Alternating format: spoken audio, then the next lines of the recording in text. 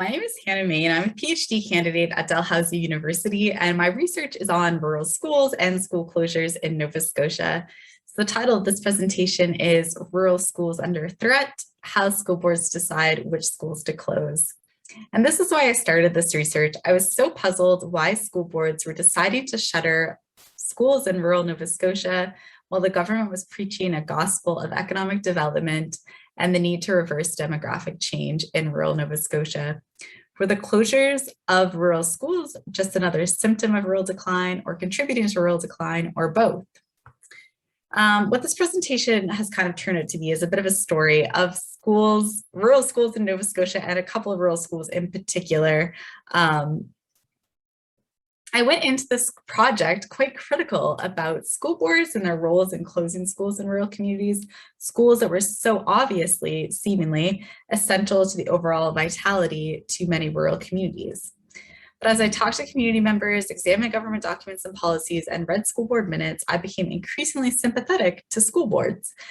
These elected boards had been faced with tightening budgets and little wiggle room on how to cut costs. Under fiscal pressures, increased school consolidation seemed like the best way to save money. And those school boards do not set their own revenue and are themselves victims of austerity politics, they end up being blamed, set in an opposition to local communities they serve, and rural communities are ultimately the ones who lose in this situation. So when I'm talking about rural school closures, I'm talking about school consolidation. When small schools in Nova Scotia, these are normally rural elementary schools, they get either closed and the students are bused to a nearby existing school, or in some cases, a few small schools will close and the government builds a larger school to accommodate the students. For this project, I'm looking at two schools, Maitland District Elementary and Petite Riviere Elementary. And both of these rural schools faced a threat of school closure during the period between 2010 and today. And in both cases, community members organized against the closure of the schools with varying effects. So what do we know about the governance of rural schooling? I think the question of why rural schools are closing is really a question of governance. And the governance of rural schools in Nova Scotia, as it did elsewhere in Canada, began with a very decentralized system for settlers in small communities, funding and securing their own teachers. So if you wanted a school in your community, you would just gather a bunch of people and raise money together to hire a teacher and have a one-room schoolhouse. And I find this quote from a schoolmaster at the Centre Rawdon School in 1844 really interesting. Basically, it was funded by 22 churchmen. And in 1864, Premier Charles Tupper introduced the Free School Act, ensuring that each Nova Scotian could have access to public education. And at the time of the act, most Nova Scotians lived rurally, and there were 1,400 school sections outside of Halifax. And the idea was that the sections are of standard size, and there's a school in each section. So the goal is that all pupils were within a couple miles of a school, a one-room schoolhouse. But during the post-World War II era, the schooling system in Nova Scotia was overhauled and consolidation happened on a large scale because, transportation innovations meant that you could travel longer to go to school. Plus, baby boomers were children and needed space for school. By the 1990s, at the time, the sections were 22 school boards. And in 1995, the 22 school boards were centralized into 8 elected school boards, 7 geographically based Anglophone school boards, and 1 Francophone Acadian school board. In 2018, even these school boards were eliminated, replaced by regional centers for education. And this figure is from the report that recommends the elimination of school boards. It shows that even though the goal was for school boards to be democratically elected by community members, many of the people running for school board elections went unchallenged. We also know that municipal election turnout is not that high, maybe between 50 and 70% of eligible voters actually voting. So the idea that these school board members are democratically elected, was iffy. And as we'll see, though many school boards were well-intentioned and served out of goodwill and serving the community, they were also ordinary Nova Scotians and didn't always have adequate training in governance or ethics. So between 2009 and 2018, I found of 34 schools that had closed for good in Nova Scotia.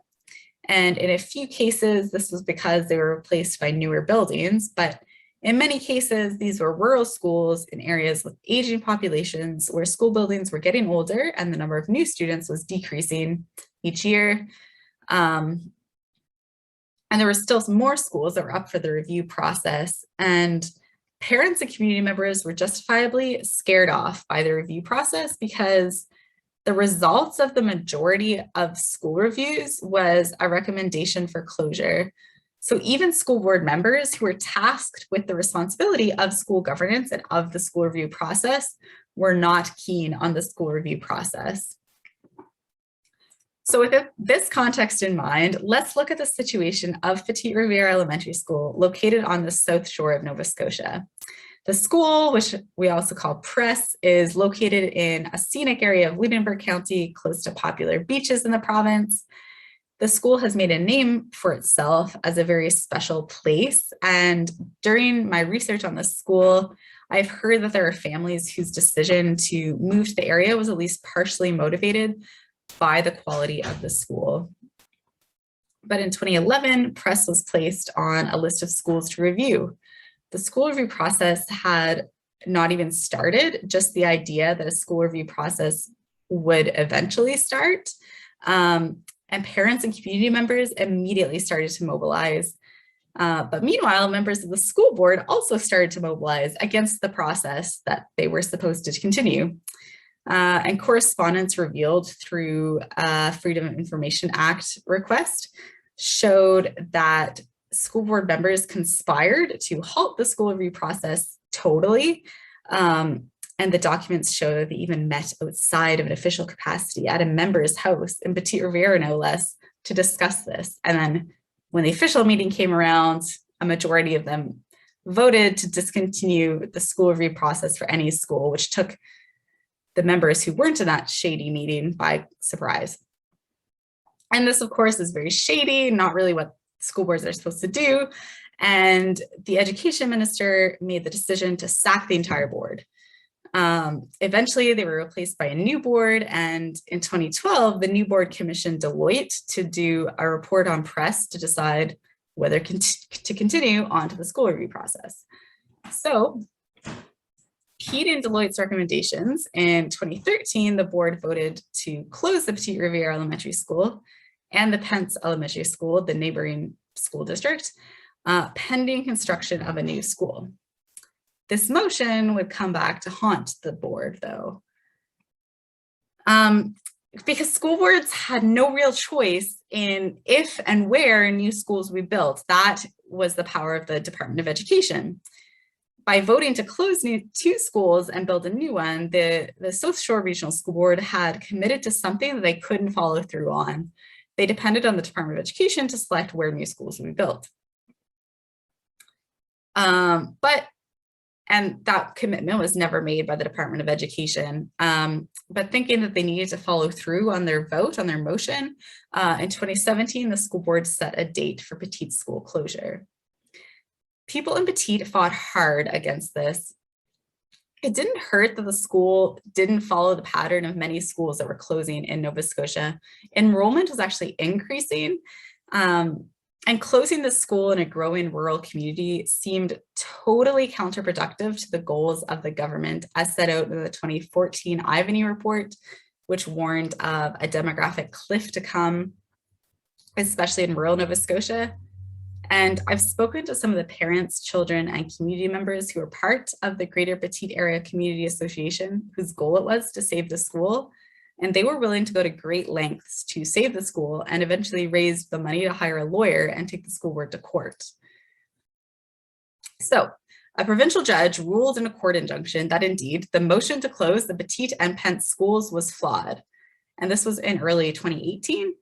Also in early 2018, the Glaze report was released. And this was the report authored by Avis Glaze, a consultant, that recommended dissolving school boards, a recommendation that the provincial government immediately implemented. There was other recommendations as well, but that's what we're talking about right now. And since then, as far as I know, there have been no school review processes or school closures in Nova Scotia. I'm super interested in why this is the case, and that's something I think I would love to discuss with everyone during the discussion period. And the story of Maitland District Elementary Schools, which is another rural school in Nova Scotia, their review process is quite different than Petite's. Unlike Petite Riviere, Maitland and environs was undoubtedly an area of decline. The community lost its bank, its gas station, and its United Church, and then the school went up for review. The review process began in 2012, and the school closed in 2015, and the community mobilized against school closure. But their efforts, along with the efforts of the communities of Wentworth and River John, who were part of the same school board and closed at the same time, the efforts ultimately failed. And side note on Maitland, Maitland is an area for me that my family has lived in that area for over 200 years. I spent my early years there, and I actually got a tour from a local resident of the old school building because it's now been repurposed. It's now just a private home. And I took this tour of the school, and the first room we entered, which still looked like a classroom in many ways, the person giving the tour said, "Your grandmother used to teach in this room." And this is a very small digression, I hope, but I think it's important for me to look into and interrogate why I am so interested in the seemingly tedious detail of school board budgets and rural school review process. And it's driven in no small part by nostalgia. For those of us in what I like to think of as the rural diaspora, we want to believe that there will be a rural to come back to. And the thought of the rural of the past disappearing, or even whole communities disappearing, is a tragic thought. And yet this enormous responsibility, seemingly, of deciding the fate of what was one of the last remaining services in the community was put on the school board members. And in fact, the chair of the school board at the time of the decision to close Maitland School actually lived in Maitland, and she was in this difficult position of balancing her responsibilities to the government and to the entire region with her personal responsibilities to her local community. But community development is not typically part of a school board's mandate. While there is a very good argument that schools, especially rural schools, can serve as the heart of the community, it is unreasonable to think that school boards serving students all over the region can be expected to also shoulder the community development portfolio of rural Nova Scotia. But if they aren't doing it, then who is? Which brings me to this other concept of hub schools, which were this idea that came out of community activism against school closure in Nova Scotia. Is the idea that, hey, what if we use schools for something other than just schools? We can co-locate other services in these buildings so it doesn't cost the school board as much to maintain the building. And there are already some examples of this in Nova Scotia, like schools sharing their space with public libraries and performance spaces. And for community groups trying to save their rural schools, the idea of a hub school model gave them hope of having their schools remain open. So pressure from community groups actually led to the provincial government creating a proposal process for hub schools. During the school review process, groups could propose a hub school plan to school boards as an alternative to school closure. Submitting a proposal, though, was quite time consuming. The completed proposals were around like 100-page documents, but a number of communities, including Maitland, went through this process. There were no hub school proposals in the province that were accepted. So this is one of the questions I want to leave with at our conclusion. Here are all my questions.